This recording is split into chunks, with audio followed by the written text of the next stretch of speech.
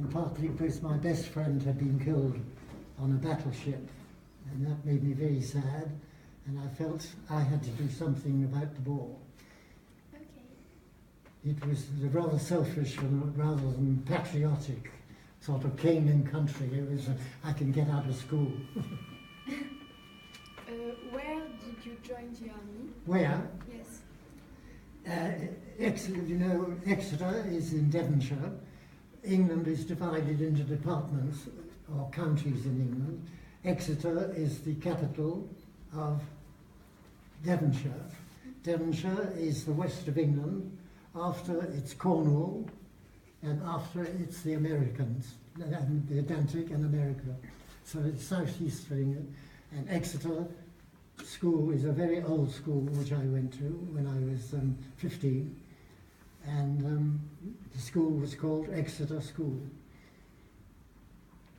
I remember once Queen Mary, this is going back a long time, came and we were marched to the cathedral to meet Queen Mary, and we were all dressed in school uniform with a boater hat, straw hat. Another time at Exeter we were marched to the Clarence Hotel, which is just opposite the fabulous cathedral, Norman Cathedral, to listen to Amy Johnson speaking in a balcony from the hotel. She'd just flown to Australia, the first person to fly a single aeroplane. Can you imagine it? It took her 4 or 5 days in a single aeroplane, and she became famous in the world. Amy Johnson, the first woman to fly to America non-stop. So that's before the war, in the 1930s, 36, 37. How long did your training last? How long? Did your training last? In the army? Yes. Well, I joined at 17 as a recruit, and at school we had an officers training corps, and you were taught to read, map read, fire a gun, march, etc., etc. And now I've forgotten why the train of thought again now. How long did your training last? Thank you very much indeed. Pleasure. Well, it depended. Some people never reached anything than a private soldier. The ranks start in the army. You are a soldier, a private soldier. Then if you are promoted, you become a lance corporal with one stripe on your sleeve. Next rank is a corporal. The next rank is a sergeant. The next rank is a sergeant major. The next rank is a regimental sergeant major, and that's the highest you can get as a non-commissioned officer.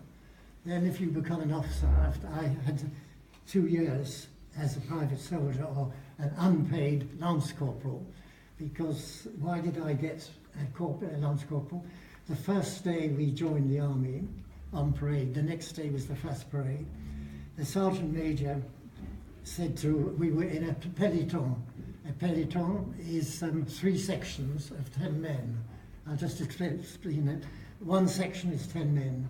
3 sections is a peloton. 3 pelotons is a company. 3 companies is a battalion. 3 battalions en principe make a brigade commanded by a brigadier. 3 en principe, 3 brigades make a division. En principe again, 3 divisions make a corps, and 3 corps make an army. That's the echelon, the way up.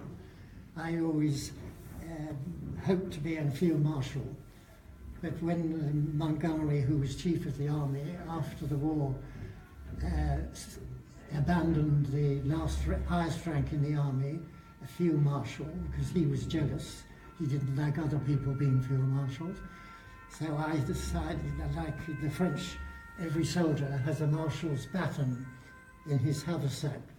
And when Montgomery eliminated the rank of field marshal, I was a second lieutenant, remember, I said, right, I'm leaving because I shall never be a field marshal.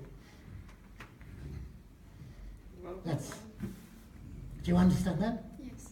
So, anyhow, my instructor said I had to go to become an officer. I said, no, I'm going to be a private soldier for 2 years, and when, after 2 years I shall be 19, then I am prepared to become an officer if I pass the exams, which I did.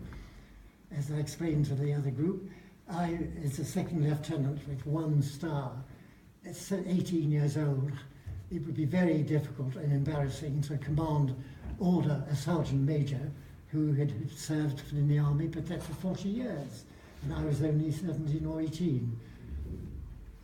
That's why I decided to spend 2 years in the army, in England, waiting to go wherever I was posted. Waiting for D-Day, in fact, for the débarquement.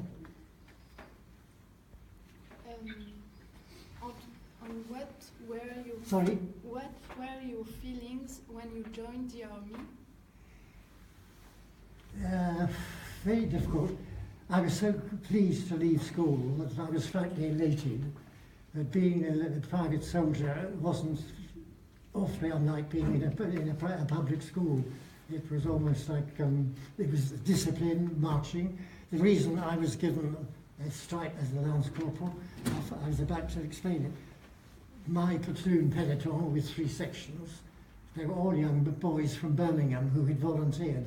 They were too young, like me, to go to a regular regiment. And the sergeant major, taking the parade, said, right boys, when I give the order left turn, you all turn to the left. This sounds very basic, but you know, they were very young. I knew all this because we'd done it at school. And he said, when I say right turn, you turn to the right. He said, right, platoon, right turn. I turned to the right and everyone else turned to the left. So they thought, my God, we've got somebody who can understand her. So I was immediately made an acting unpaid lance corporal. But my feelings, pride, exciting, hoping to not to be killed, hoping to be a good officer. I was very happy to join the army. It was a release from my school days. Could you contact your family? Well, at the beginning of the war, my father didn't even have a telephone. During the war, he got a telephone. No, the only contact was writing a letter, which was censored by a sergeant, an officer. So you couldn't write and say, dear mother and father, I'm having a horrible time, my sergeant major is ghastly. If you wrote that in a letter, he censored your letter and wrote a pencil mark across that. So anything to do with the war, you weren't allowed to mention. Just saying that you were very well, you'd met some nice people, the officers were all very nice, because I knew they were going to read my letters. But then that was all letters, or postcards. Did you have an uniform? Did I have a uniform? Yeah, uniform. Yes, that horrible battle dress, which was very uncomfortable, very coarse, and badly fitted.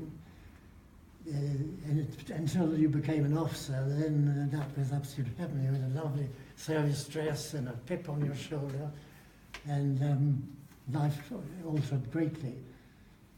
But so did the responsibility, of course, to be an officer. It was, I always thought it was slightly easier in a war to be an officer because you had so many things to worry about. I was responsible for 30 men in a platoon, only 25 because the rest were killed or missing. And a private soldier only has time to think of himself, my God, I'm going to get killed. You can imagine it, you know, I mean, war is very frightening. An officer, you feel the same, but you can't show it because you've got to keep the morale going. And if I gave a bad order, I could cost a man's life. And so the responsibility, at 19 when I was commissioned as an officer, you had a great amount of responsibility for the welfare and happiness of your men. because if the officer was bad, the whole peloton was bad. If you had a good officer, the morale was good, everything was made much easier. But the battle dress was horrible. When I arrived in Aramosh, we were told that the tide was going out. It was on a landing ship, infantry, you know, with the ramp that goes down. And the commandant said, right, if you wait a little, the mayor is going back, the tide is going out. And after half an hour, he made a mistake, it was coming in, which was not a very good thing for an officer to make. And we had to jump off the ramp and up to in water. And we had a 5-mile march to a reception camp. This was 6 days after D-Day, the landing.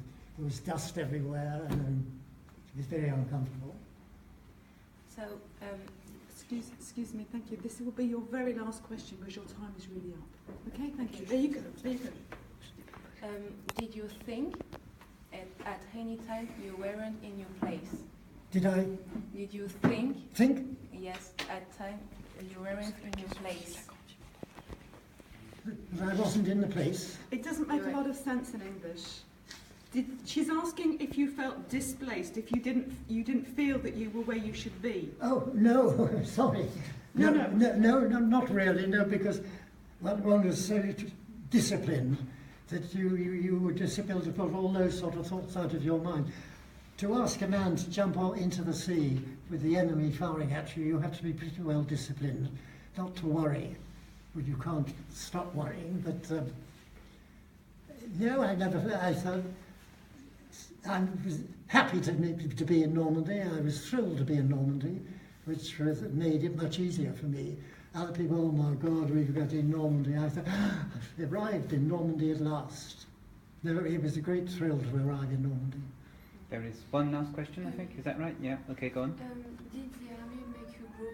Sorry? Did the army make you grow? Did the army make me? Grow? What do you mean exactly?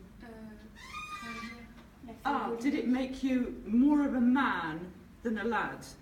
Yeah, certainly did. Certainly did. Thank you Yeah. very much. The army makes a man out of a boy. And I was lucky because I was a volunteer. A lot of my friends, they were called up or volunteered, were very unhappy to be in the army. I was perfectly happy to, so it made my life much easier. I never regretted joining the army. It was much better than being at school. Discipline was great, but discipline was wonderful. Thank you very much. Thank you. Thank you. Thank you for coming. Thank you, ladies. Nice to meet you.